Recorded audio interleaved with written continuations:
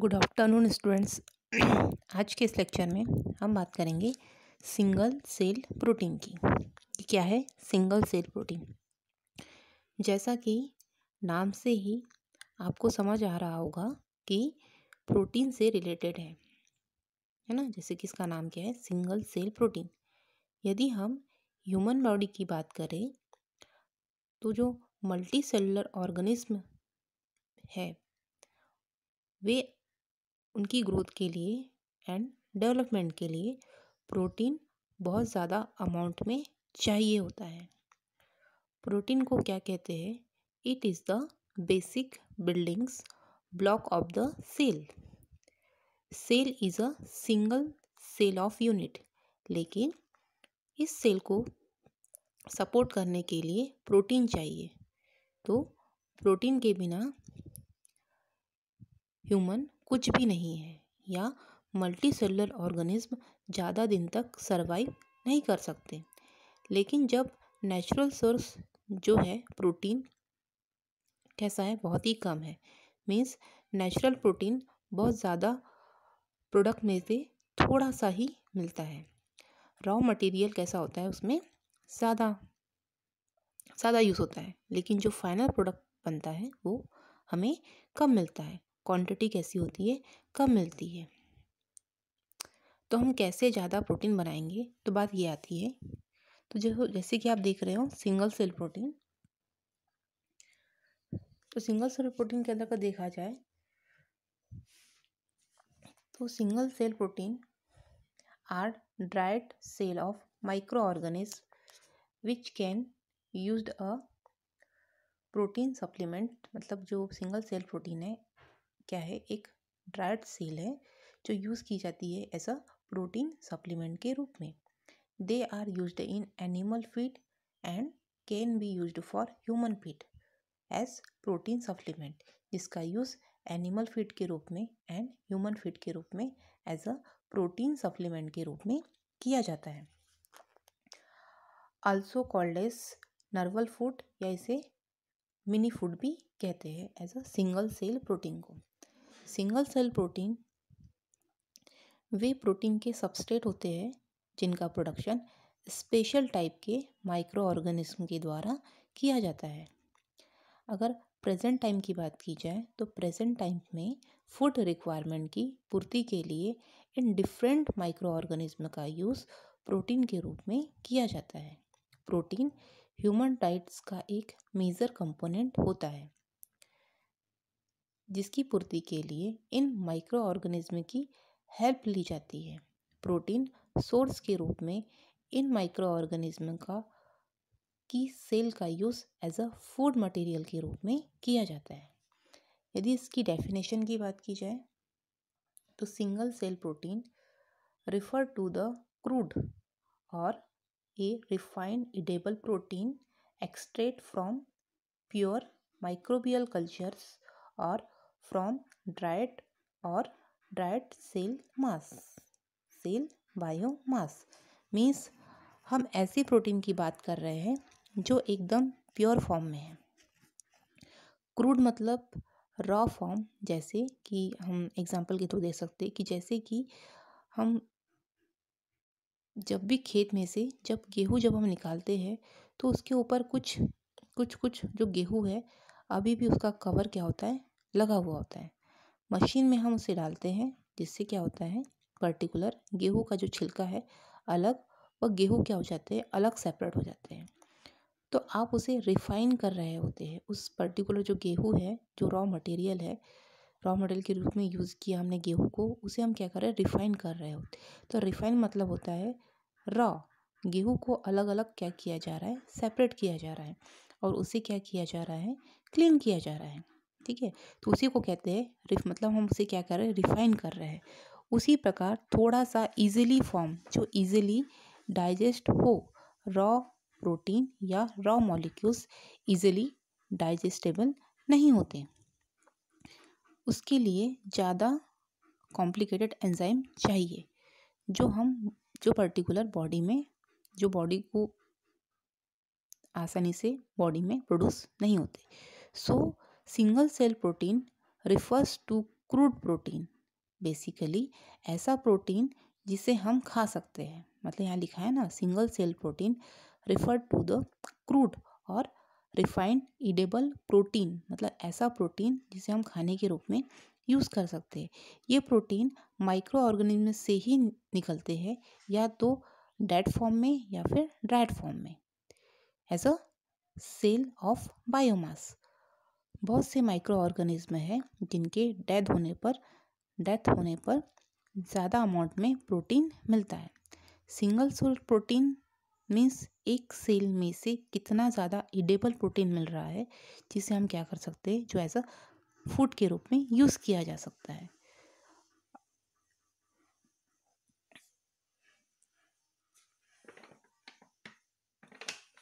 अब हम देखेंगे कि क्यों सिंगल प्रोटीन इम्पोर्टेंस है।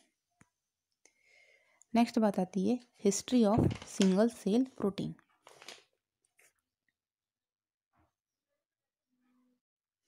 अब बात करते हैं history of single cell protein की। तो सबसे पहले अगर हिस्ट्री की बात की जाए तो जो सिंगल सेल प्रोटीन है, पहले इसे माइक्रोबियल प्रोटीन के नाम से जाना जाता था। देन इसके बाद पर्टिकुलर जो हमारे साइंटिस्ट हैं जिनका नाम है कैरल एम विल्सन ने माइक्रोबियल प्रोटीन से बदलकर इस सिंगल सेल प्रोटीन, मतलब माइक्रोबियल प्रोटीन जो पहले इसका नाम था, 1966 में इसका नाम बदलकर उन्होंने सिंगल सेल प्रोटीन रख दिया। जो साइंटिस्ट थे विल्सन, इन्होंने सबसे पहले भैया बताया था कि माइक्रो ऑर्गेनिज्म का use as a food material के रूप में किया जाता है। सबसे पहले फर्स्ट वर्ल्ड वॉर के समय इन माइक्रो ऑर्गेनिज्म का यूज़ फूड मटेरियल के रूप में किया जाता था, लेकिन इंडस्ट्रियल स्केल पर इसका प्रोडक्शन लंबे समय बाद क्या हुआ, स्टार्ट हुआ। इसके कमर्शियल प्रोडक्शन की बात की जाए तो पर्टिकुलर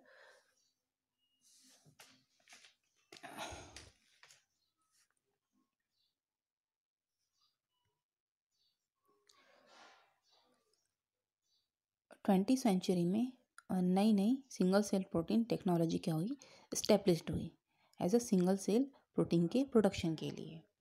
इसके अलावा 1950 में ब्रिटिश पेट्रोलियम ने इस्टेब्लिश्ड किया सिंगल सेल प्रोटीन का प्रोडक्शन।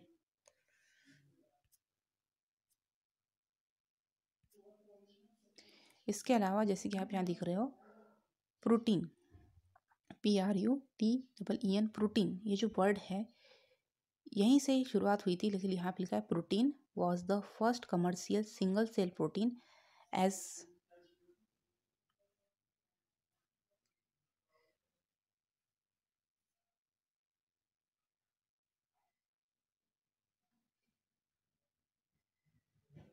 है ना, जिसमें यहाँ पे लिखा हुआ है protein was the first commercial single cell protein used a animal food. तो सबसे पहले कमर्शियल सिंगल प्रोटीन के रूप में प्रोलीन का ही यूज़ किया था। इसे एज अ एनिमल फीड के रूप में यूज़ किया गया था। प्रोलीन ये जो बैक्टीरिया से लिया गया था, जो as a single cell protein है, और जो बैक्टीरिया है जिससे ये सिंगल सेल प्रोटीन बनाया गया था, जिसका नाम है मिथाइलोट्रोपस एंड एक होता है हमारा मिथाइलोफिलस।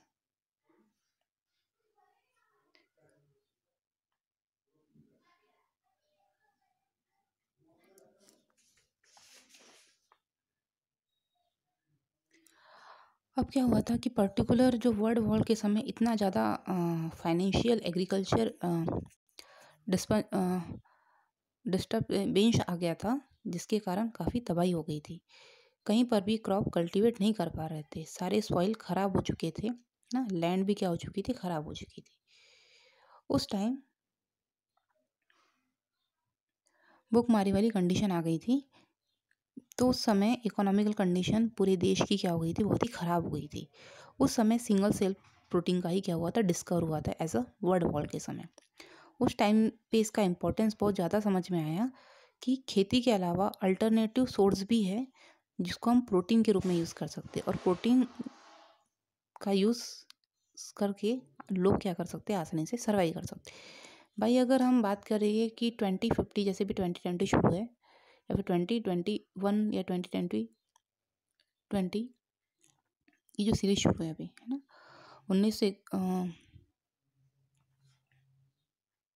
जैसे अभी 2021 शुरू हुए तो आज से 2050 का जब टाइम आएगा तो आने वाले 31 सालों में जब हमारा पॉपुलेशन काफ़ी बढ़ जाएगा तो फूड की जो डिमांड है वो भी काफ़ी बढ़ेगी। कार्बोहाइड्रेट, प्रोटीन, इन चीज़ों की डिमांड भी क्या होगी, काफ़ी बढ़ेगी। तो आज से 30 साल बाद हमें कितना प्रोटीन बनाना पड़ेगा, मतलब 1250 मिलियन एक साल में मीट या प्रोडक्ट एंड डेयरी प्रोडक्ट्स, ये पर्टिकुलर 1250 मिलियन प्रोडक्ट का, इतना प्रोडक्ट जो है हमें पर्टिकुलर प्रोटीन का बनाना होगा।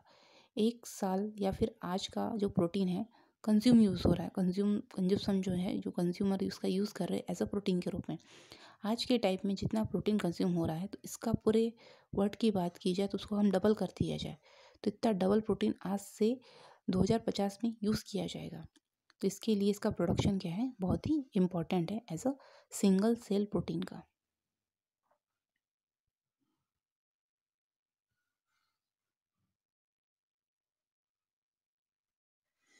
अब बात करते हैं, जैसे क्या लिखा है, the microorganism utilise the carbon और nitrogen present in this material and convert them into high quality protein that can be used as supplement it both human and animal feed। यहाँ कौन कौन से माइक्रो ऑर्गेनिज्म यूज हो रहे हैं, है ना, पर्टिकुलर इन्हीं माइक्रो ऑर्गेनिज्म जिसमें क्या होता है, हाई कंटेंट ऑफ प्रोटीन क्या होता है, प्रेजेंट होता है, जैसे कि बैक्टीरिया हो गया, एल्गी, फंगस, ईस्ट में very high protein content in their biomass. बात आती है अब ये बायोमास क्या है।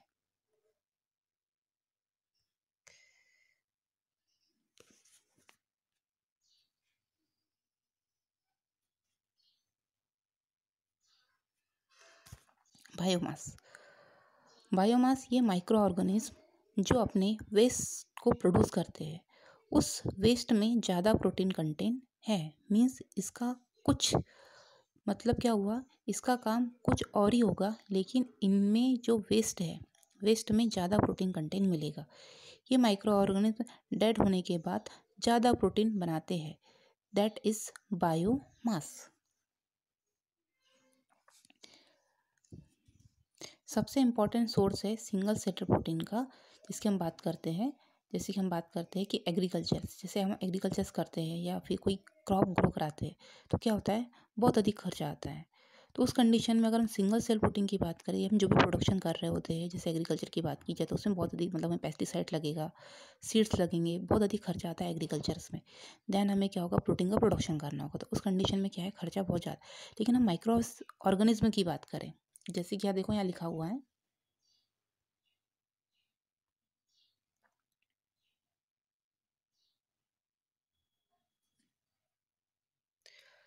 besides protein, single cell protein is also rich in vitamins, vitamin B, complex minerals and fats। मतलब रिच मात्रा में, क्वांटिटी में प्रेजेंट रहता है इसमें मिनरल्स एंड फैट्स। तो सिंगल सेल प्रोटीन जो माइक्रोब्स होते हैं जो ऐसे सिंगल सेल प्रोटीन के रूप में यूज़ किए जाते हैं, उसके अंतर्गत बात की जाए, the microbes can be grow using inexpensive substrate like agriculture waste,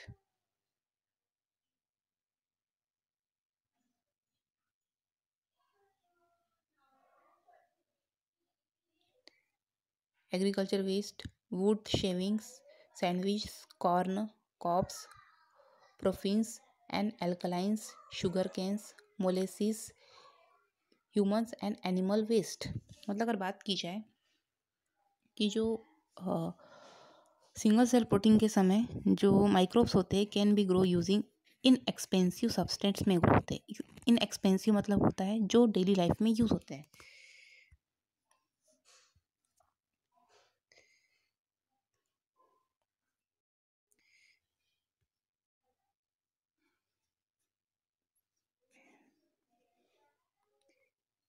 inexpensive, है ना। तो इनएक्सपेंसिव के अंतर्गत क्या क्या आएगा, जैसे कि जो डेली लाइफ में यूज़ करते हैं, मतलब जो डेली लाइफ का जो कचरा होता है या जो डेली लाइफ का जो वेस्ट होता है, उसी पर क्या होते हैं, माइक्रो ऑर्गेनिज्म ग्रो करते हैं।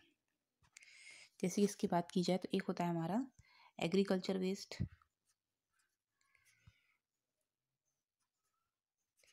ठीक है, एग्रीकल्चर वेस्ट का हम यूज़ करते हैं। इसके अलावा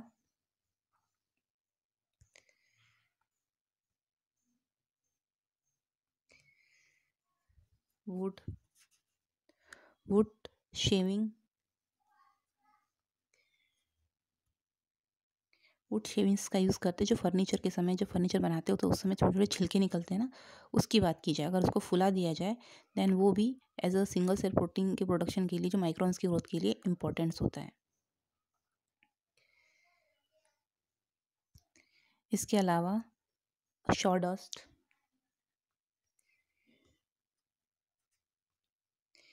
ये भी फर्नीचर का वेस्ट है। इसके अलावा कॉर्न कॉर्न कॉप्स का यूज़ किया जाता है। इसके अलावा पैराफिन का यूज़ किया जाता है। इसके अलावा n alkanes, sugar canes, molasses and human and animal waste का यूज़ किया जाता है एज अ माइक्रो ऑर्गेनिज्म के ग्रो के लिए, जिसमें किसी प्रकार का भी खर्चा नहीं आता।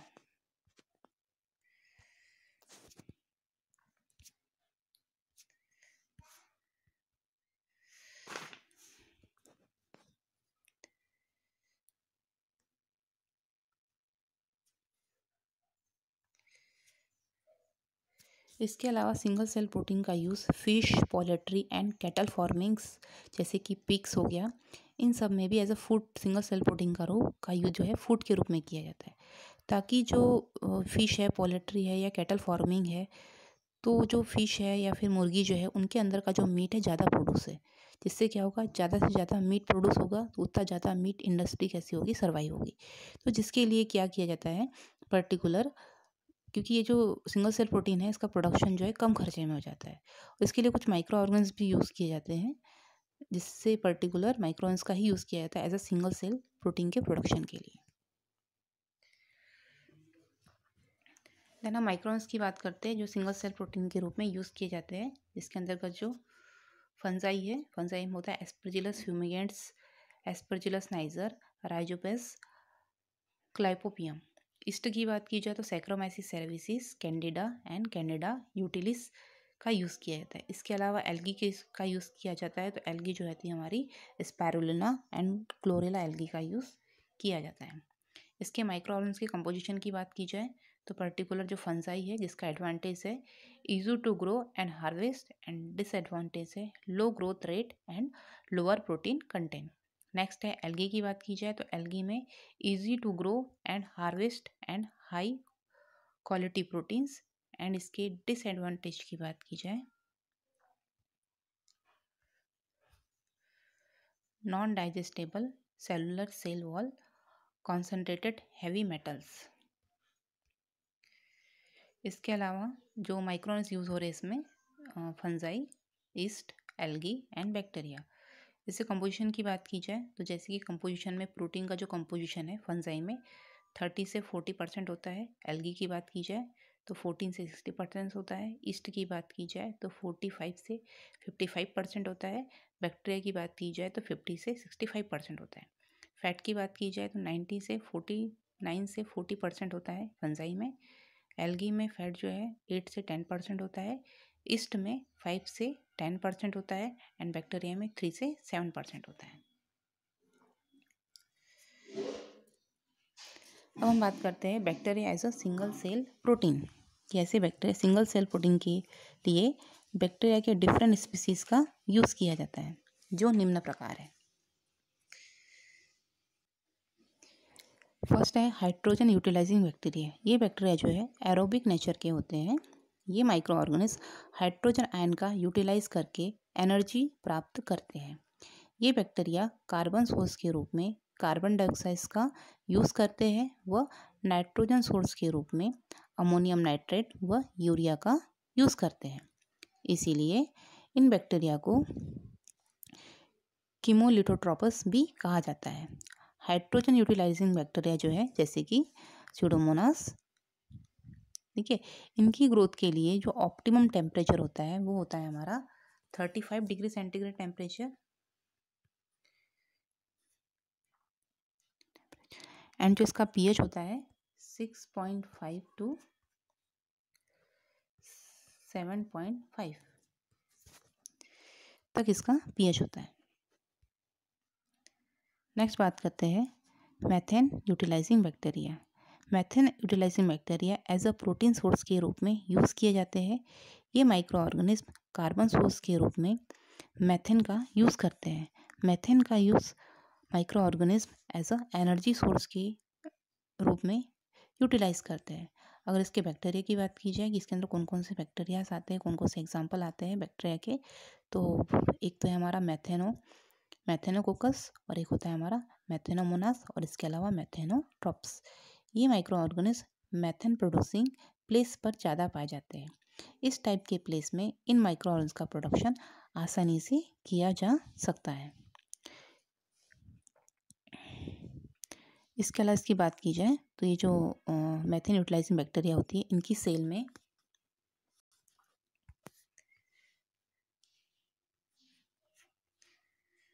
72% प्रोटीन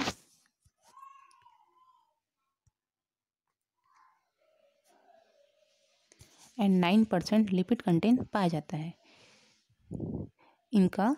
इसीलिए इनका यूज़ जो है इंडस्ट्रियल स्केल पर इन माइक्रो ऑर्गेनिज्म का use as a single cell protein के रूप में किया जाता है। नेक्स्ट है फोटोसिंथेटिक बैक्टीरिया। इस ग्रुप के micro organism basically photosynthetic nature के होते हैं। इस ग्रुप के माइक्रो ऑर्गेनिज्म की न्यूट्रिशनल रिक्वायरमेंट मेनली सिंपल होती है। इन बैक्टीरिया का यूज़ सिंगल सेल प्रोटीन के रूप में किया जाता है। इसका जो एग्जाम्पल है वो है हमारा ब्लू ग्रीन एल्गी। नेक्स्ट है single cell production in India. National botanical research institute first है, सेकेंड है central food technological research institute, next है in CFTRI single cell protein is produced from algae cultures on sewage। इसमें CFTRI का full जो name है वो है हमारा central food technology research institute. कुछ ये सिंगल सेल प्रोटीन के प्रोडक्शन होते हैं पर्टिकुलर इंडिया में जिनके ये नाम है।